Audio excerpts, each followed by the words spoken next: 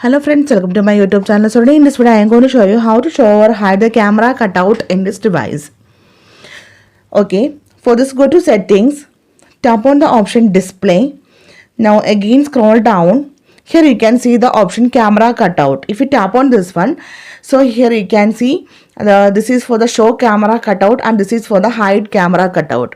So each and every application we can set for the show camera cutout or the hide camera cutout. So simply here I am going to, here you can see the option calendar. Now here I will show you. Now I am going to open the application calendar in this device. Yeah, so here you can see the camera cutout, right? So let me show you how to hide this one. Go to settings and here you can see the option hide camera cutout. Hide this one. Now again I am going to open camera. Now you can see the camera cutout is hidden in this device. If you want to enable this one, then go to the calendar, show camera cutout. You can see it is enabled. Okay, so simply in this way we can enable or disable the camera cutout in this device. So hope you guys enjoy this video. Thank you for watching. Thank you. Bye bye.